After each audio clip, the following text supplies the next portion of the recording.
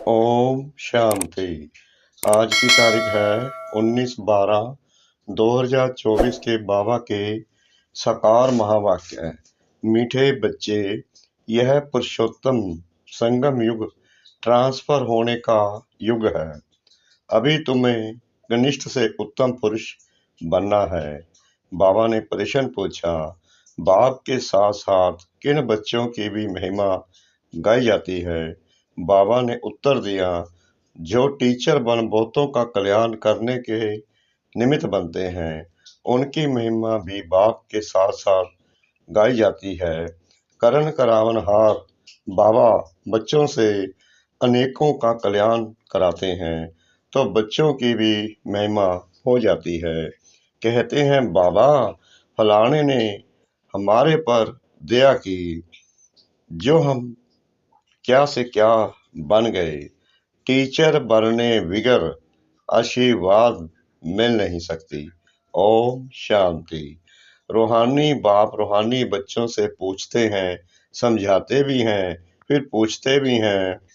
अब बाप को बच्चों ने जाना है, बल कोई सर्वव्यापी भी कहते हैं, परंतु उनके पहले बाप को पहचानना तो चाहिए ना।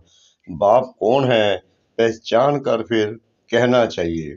बाबा कहते हैं, जो तुम सर्वव्यापी कह देते हो, कण कण में कहते हो, टिक्कर बित्तर में कह देते हो, पहले उनको जानो तो सही कि वो कौन है, तभी सर्वव्यापी बोलना। सर्वव्यापी को बाबा बहुत बड़ी गाली समझते हैं। बात भी सही है, सर्वव्यापी हर जगह तो नहीं हो सकते भगवान।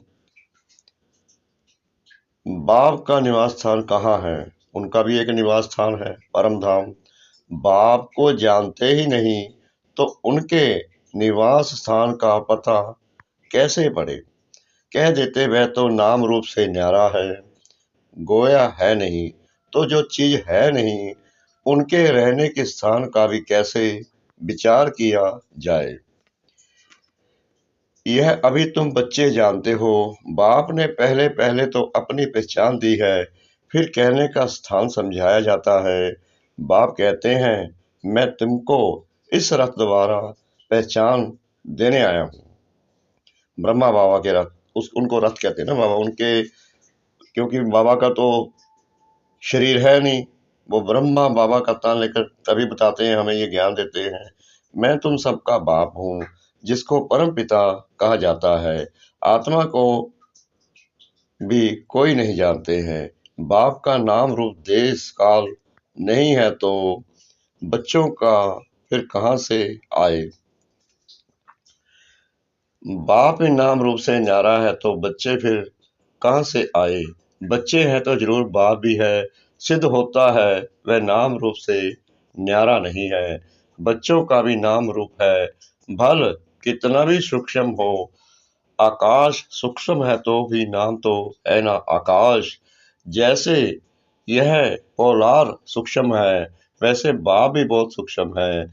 बच्चे वर्णन करते हैं, वंडरफुल सितारा है जो इनमें प्रवेश करते हैं, जिसको आत्मा कहते हैं। बाप तो रहते ही हैं परम धाम में, वह रहने का स्थान है। ऊपर नजर जाती है ना, जब कोई दुख तकलीफ होती है तो कहते हैं ना, ओ गॉड फादर, ऊपर की तरफ देखते हैं। इसका मतलब आत्मा जानती है कोई ना कोई तो ऊपर है। वो कौन है? वो हमारी आत्मा का पिता, परम पिता परमात्मा है, शिव। कोई वस्तु होगी, परम पिता परमात्मा कहते तो है ना, फिर भी नाम रूप से न्यारा कहना, इसे अज्ञान कहा जाता है। फिर तुम कहते हो सर्वव्यापी है तो ऊपर क्यों झांकते हो? बाबा बोलते हैं कि ऊपर क्यों देखते हो? इसका मतलब तुम जानते हो, तुम भूले हुए हो। बाप को जाना, इसे ज्ञान कहा जाता है। यह भी तुम समझते हो, हम पहले अज्ञानी थे, बाप को भी नहीं जानते थे, अपने को भी नहीं जानते थे। अब समझते हो हम आत्मा हैं, ना कि शरीर। आत्मा को अविनाशी कहा जाता है तो जरूर कोई चीज है ना। अविनाशी कोई नाम नहीं, अविनाशी अर्थात जो विनाश को नहीं पाती। जो आत्मा है वो अविनाशी है, वो तो मार ही नहीं सकती। जो ये पुतला है शरीर, ये जल जाता है, 5 तत्वों में मिल जाता है। बाबा कहते हैं आत्मा तो नहीं ना मर सकती, आत्मा तो एक शरीर छोड़ दूसरा पकड़ लेती है। तो जरूर कोई वस्तु है। बच्चों को अच्छी रीति समझाया गया है। मीठे मीठे बच्चों, जिनको बच्चे बच्चे कहते हैं वह आत्माएं अविनाशी हैं। यह आत्माओं का बाप परम पिता परमात्मा बैठ समझाते हैं। ये खेल एक ही बार होता है, जबकि बाप आकर बच्चों को अपना परिचय देते हैं। कब आते हैं? पुरुषोत्तम संगम युग पर। मैं भी पाठधारी हूँ, कैसे पाठ बजाता हूँ यह भी तुम्हारी बुद्धि में है। पुरानी अर्थात पतित आत्मा को नया पावन बनाते हैं, तो फिर शरीर भी तुम्हारे वहाँ गुलगुल होते हैं। यह तो बुद्धि में है ना। अभी तुम बाबा बाबा कहते हो, यह पाठ चल रहा है ना। आत्मा कहती है बाबा आया हुआ है हम बच्चों को शांति धाम घर ले जाने के लिए। शांति धाम के बाद है ही सुख धाम। शांति धाम के बाद दुख धाम हो ना सके। नई दुनिया में सुख ही कहा जाता है। यह देवी देवताएं अगर चैतन्य हो और इनसे कोई पूछे आप कहाँ के रहने वाले हो, तो कहेंगे हम स्वर्ग के रहने वाले हैं। बिल्कुल सही। अब यह जड़ मूर्ति तो नहीं कह सकती, तुम तो कह सकते हो ना हम असुल स्वर्ग में रहने वाले देवी देवताएं थे, फिर 84 का चक्कर लगाए अब संगम पर आए हैं। यह ट्रांसफर होने का पुरुषोत्तम संगम युग है। बच्चे जानते हैं हम बहुत उत्तम पुरुष बनते हैं। हम हर 5000 वर्ष बाद सतो प्रधान बनते हैं, क्योंकि अब हम तमो प्रधान बने हुए हैं। सतो प्रधान भी नंबरवार कहेंगे। तो यह सारा पाठ आत्मा को मिला हुआ है। ऐसे नहीं कहेंगे कि मनुष्य को पाठ मिला हुआ है। अहम आत्मा को पाठ मिला हुआ है। मैं आत्मा 84 जन्म लेती हूँ। हम आत्मा वारिस हैं। वारिस हमेशा मेल होते हैं, फीमेल नहीं। तो अभी तुम बच्चों को यह पक्का समझना है, हम सब आत्माएं मेल हैं। सबको बेहद के बाप से वर्षा मिलता है। हद के लौकिक बाप से सिर्फ बच्चों को वर्षा मिलता है, बच्ची को नहीं। ऐसे भी नहीं, आत्मा सदैव फीमेल बनती है। बाप समझाते हैं तुम आत्मा कभी मेल का कभी फीमेल का शरीर लेती हो। इस समय तुम सब मेल्स हो। सब आत्माओं को एक बाप से वर्षा मिलता है। सब बच्चे ही बच्चे हैं। सबका बाप एक है। बाप भी कहते हैं हे बच्चों, तुम सब आत्माएं मेल्स हो, हमारे रूहानी बच्चे हो। फिर पाठ बजाने लिए मेल फीमेल दोनों चाहिए, तब तो मनुष्य सृष्टि की वृत्ति हो। इन बातों को तुम्हारे सिवाय कोई भी नहीं जानते हैं। भल कहते तो हैं हम सभी ब्रदर्स हैं, परंतु समझते नहीं। अभी तुम कहते हो बाबा आपसे हमने अनेक बार बरसा लिया है। आत्मा को ये पक्का हो जाता है। आत्मा बाप को जरूर याद करती है, ओ बाबा रहम करो, बाबा अब आप आओ, हम आपके सब बच्चे बनेंगे।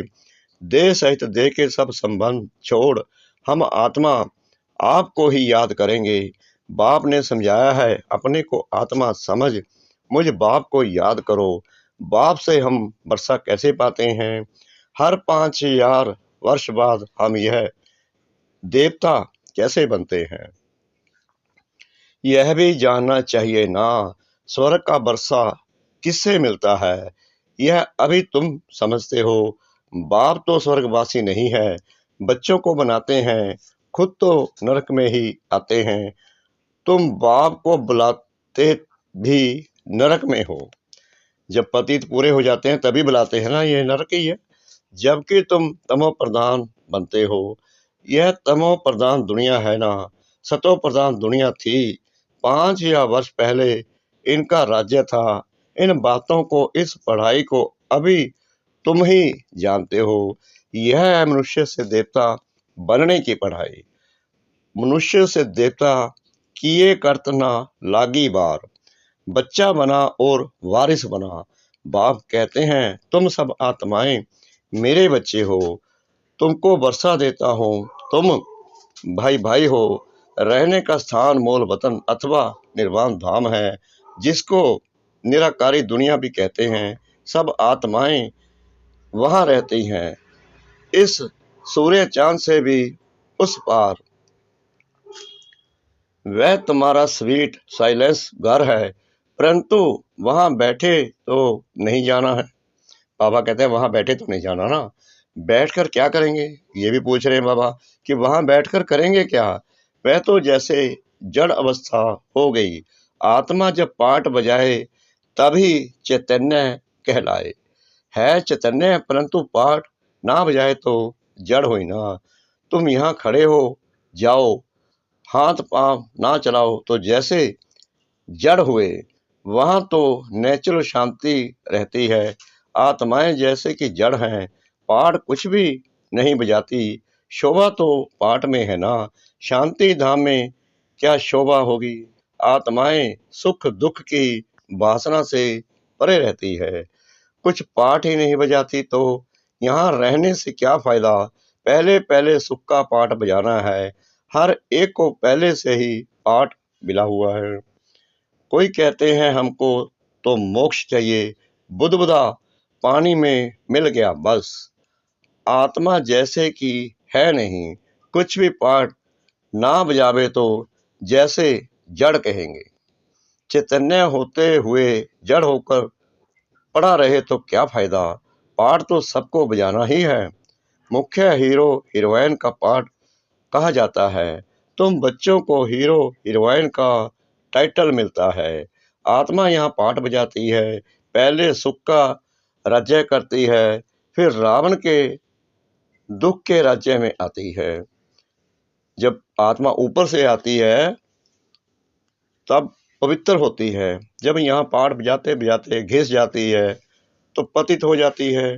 अब बाप कहते हैं तुम बच्चे सबको ये पैगाम दो, टीचर बन औरों को समझाओ। जो टीचर नहीं बनते इनका पद कम होगा। टीचर बनने बगैर किसको आशीर्वाद कैसे मिलेगी। बाबा ने कल भी मुरली में कहा था कि ज्ञान दो और ज्ञान खुद भी धारण करो, दूसरों को भी दो। बाबा ने यह भी कहा था कि तुमको मुरली चलानी आनी चाहिए। किसको पैसा देंगे तो उनको खुशी होगी ना। जब किसी को ज्ञान का दान देंगे, उन्हें पता चलेगा, उस आत्मा को ये पता लगेगा कि मेरा पिता कौन है, तो अंदर में उस आत्मा की खुशी होगी ना। अंदर में समझते हैं भी के हमारे ऊपर बहुत दया करती हैं, जो हमको क्या से क्या बना देती है। यूं तो महिमा एक बाप की ही करते हैं। वाह बाबा, आप इन बच्चों द्वारा हमारा कितना कल्याण करते हो। कोई द्वारा तो होता है ना। बाप कर्म करावनहार करते वो हैं, लेकिन हम निमित्त बनते हैं। तुम्हारे द्वारा कराते हैं, तुम्हारा कल्याण होता है तो तुम फिर औरों को कलम लगाते हो। जैसे जैसे जो सर्विस करते हैं उतना उच्च पद पाते हैं। राजा बनना है तो प्रजा भी बनानी है। फिर जो अच्छे नंबर में आते हैं वह भी राजा बनते हैं। माला बनती है ना, अपने से पूछना चाहिए हम माला में कौन सा नंबर बनेंगे। 9 रत्न मुख्य है ना, बीच में है हीरा बनाने वाला। हीरे को बीच में रखते हैं, माला में ऊपर फूल भी है ना। अंत में तुमको पता पड़ेगा कौन से मुख्य दाने बनते हैं। जो डायनेस्टी में आएंगे, पिछाड़ी में तुमको सब साक्षात्कार होगा जरूर। देखेंगे कैसे यह सब सजाए खाते हैं। शुरू में दिव्य दृष्टि में तुम सूक्ष्म बतन में देखते थे, यह भी गुप्त है। आत्मा सजाए कहाँ खाती हैं, यह भी ड्रामा में पाठ है। गर्भ जेल में सजाएं मिलती हैं। जेल में धर्मराज को देखते हैं, फिर कहते हैं बाहर निकालो। बीमारियां आदि होती हैं, वह भी कर्म का हिसाब है ना। यह सब समझने की बातें हैं। बाप तो जरूर राइट ही सुनाएंगे ना। अभी तुम राइटियस बनते हो। राइटियस उनको कहा जाता है जो बाप से बहुत ताकत लेते हैं। तुम विश्व के मालिक बनते हो ना। कितनी ताकत रहती है, हगामे आदि की कोई बात नहीं। ताकत कम है तो कितने हगामे हो जाते हैं। तुम बच्चों को ताकत मिलती है आधा कल्प के लिए, फिर भी नंबरवार पुरुषार्थ अनुसार एक जैसी ताकत नहीं पा सकते, क्योंकि जैसे जैसे हम पढ़ाई पढ़ेंगे उसी हिसाब से हमें पद मिलेगा। कम पढ़ेंगे तो कम पद मिलेगा, क्योंकि जहां हमने जाना है वहां प्रजा भी तो चाहिए ना। एक जैसी ताकत नहीं पा सकते, ना एक जैसा पद पा सकते हैं। यह भी पहले से नोंद है। ड्रामा में अनादि नोंद है। कोई पिछाड़ी में आते हैं। एक दो जन्म लिया और शरीर छोड़ा। जैसे दिवाली पर मच्छर होते हैं, रात को जन्म लेते हैं, सुबह को मर जाते हैं, वह तो अनगिनत होते हैं। मनुष्य की तो फिर भी गिनती होती है। पहले पहले जो आत्माएं आती हैं उनकी आयु कितनी बड़ी होती है। तुम बच्चों को खुशी होनी चाहिए। हम बहुत बड़ी आयु वाले बनेंगे। बहुत बड़ी आयु वाले तो तभी बनेंगे ना जब हम बाप की याद में रहेंगे और योग लाएंगे। योग से आयु बढ़ती है। तुम फुल पाठ बजाते हो, बाप तुमको ही समझाते हैं तुम कैसे फुल पाठ बजाते हो। पढ़ाई अनुसार ऊपर से आते हो पाठ बजाने। तुम्हारी ये पढ़ाई है ही नई दुनिया के लिए। बाप कहते हैं अनेक बार तुमको पढ़ाता हूँ, यह पढ़ाई अविनाशी हो जाती है। आधा कल्प तुम प्रारब्ध पाते हो। इस विनाशी पढ़ाई से सुख भी अल्पकाल लिए मिलता है। अभी कोई बैरिस्टर बनता है, फिर कल्प बाद बैरिस्टर बनेगा। यह भी तुम जानते हो। जो भी सबका पाठ है वही पाठ कल्प कल्प बजता रहेगा। देवता हो या शूद्र हो, हर एक का पाठ वही बजता है जो कल्प कल्प बजता है।